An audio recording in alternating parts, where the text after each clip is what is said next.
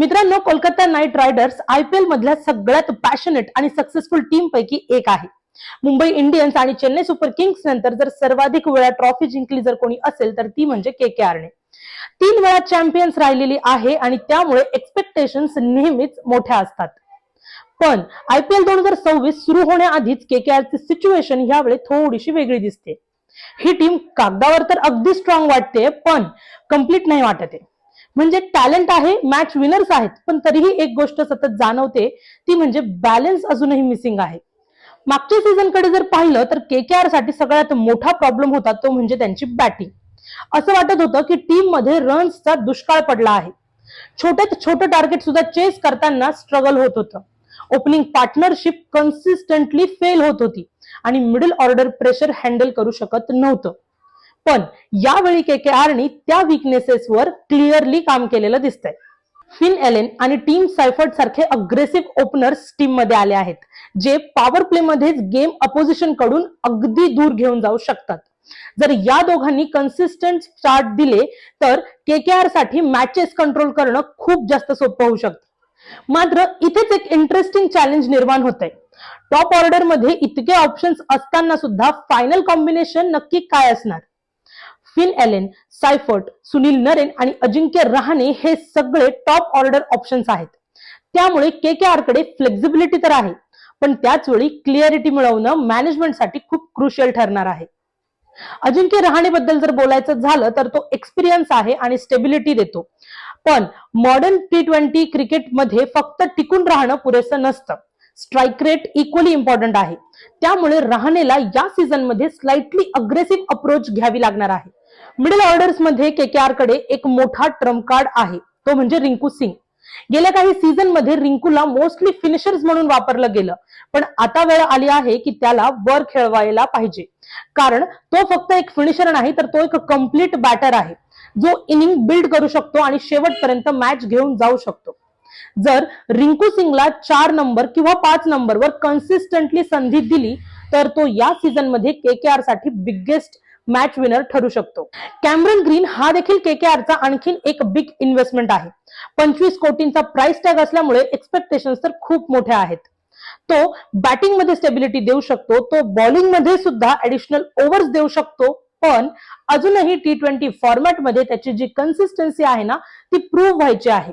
त्यामुळे ग्रीनचा परफॉर्मन्स केकेआरच्या सीझनवर मोठा इम्पॅक्ट टाकणार आहे. आता जर आपण बॉलिंग कडे पाहिलं तर इथेच केकेआर साठी सगळ्यात मोठा कन्सर्न आहे. हर्षित राणा इंजरीमुळे बाहेर आहे, पथी राणा सुद्धा अनअवेलेबल आहे आणि मुझफ्फर रहमान सुद्धा यावेळेस उपलब्ध नाहीये. म्हणजेच काय तर केकेआरचा मेन फास्ट बॉलिंग कोर जो आहे तो या सीझनच्या सुरुवातीला खूप कमजोर दिसणार आहे. उरलेले ऑप्शन्स म्हणजे वैभव अरोरा, उमरान मलिक, कार्तिक त्यागी आणि आकाशदीप हे सगळे टॅलेंटेड तर आहेत, पण आयपीएलच्या हाय प्रेशर एन्व्हायरमेंट मध्ये कन्सिस्टन्सी मेंटेन करणं त्यांच्यासाठी खूप मोठं चॅलेंज ठरणार आहे. यामुळे केकेआरचं बॉलिंग अटॅक मोठ्या प्रमाणात डिपेंड करणार आहे त्यांच्या स्पिन ड्युओवर, सुनील नरेन आणि वरुण चक्रवर्ती यांच्यावर. हे दोघे मिडल ओव्हर्स मध्ये मॅच कम्प्लिटली कंट्रोल करू शकतात. विशेषतः जर पिच थोडी स्पिन फ्रेंडली असेल तर केकेआरला मोठा ऍडव्हान्टेज इथे मिळू शकतो. इथेच केकेआर साठी होम ऍडव्हान्टेज खूप जास्त महत्वाचा ठरतो. जर इडन गार्डन्सवर स्पिन फ्रेंडली पिचेस मिळाल्या तर केकेआर त्यांच्या होम मॅचेस मध्ये डॉमिनन्स आरामात दाखवू शकतो. 7 पैकी 5 जरी मॅचेस ते जिंकले तरी प्ले ऑफ क्वालिफिकेशनच्या ते जवळपास निश्चित होतील. अनुकुल रॉय सारख्या अंडररेटेड प्लेअर सुद्धा या सीझन मध्ये इम्पॉर्टंट ठरू शकतो. तो बॅटिंग आणि बॉलिंग दोन्ही देतो, ज्यामुळे टीम बॅलन्स जो आहे तो सुधारतो. ओव्हरऑल जर पाहिलं तर केकेआरची स्ट्रॅटर्जी खूप क्लिअर आहे. टॉप ऑर्डर करून अग्रेशन स्टार्ट घ्या आणि मिडल ऑर्डर स्टेबल ठेवा. रिंकू सिंगला वर खेळवा आणि बॉलिंग मध्ये स्पिन अटॅकवर रिलाय करा. ह्या जर गोष्टी त्यांनी केल्या तर कदाचित त्यांचे चान्सेस आहे. फायनल वर्डिक्ट सांगायचं झालं तर केकेआर ही एक डेंजरस टीम आहे, पण ती रिस्की सुद्धा आहे. कारण बॅटिंग क्लिअरली इम्प्रूव्ह झाली आहे आणि टॉप ऑर्डर खूप एक्सप्लोसिव्ह दिसतोय, पण बॉलिंग अजूनही इनएक्सपिरियन्स्ड आहे आणि इंजरीज मोठा फॅक्टर इथे ठरू शकतो. माझ्या मते तर केकेआरचे प्ले ऑफ चान्सेस तर आहेत, पण ते कम्प्लिटली डिपेंड करणार आहे त्यांच्या एक्झिक्युशनवर. जर टॉप ऑर्डर फायर झाला, रिंकू सिंगने जर बिग सीझन दिला आणि सुनील नरेन आणि चक्रवर्ती यांचा जर डीओ वेल परफॉर्म केला तर केकेआर डेफिनेटली टॉप 4 मध्ये जाऊ शकतो. पण जर बॉलिंग डिपार्टमेंट पुन्हा फेल झाला तर केकेआर पुन्हा एकदा स्ट्रगलच करेल.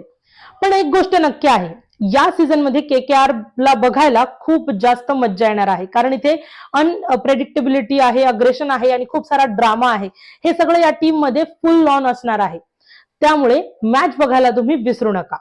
आणि तुम्हाला काय वाटतंय, केकेआर कमबॅक करणार का, की या सीझन मध्ये सुद्धा ते स्ट्रगलच करणार? आम्हाला कमेंट्स मध्ये नक्की सांगा. आणि हा व्हिडिओ जर आवडला असेल तर लाईक करा आणि चॅनलला सबस्क्राईब करायला विसरू नका.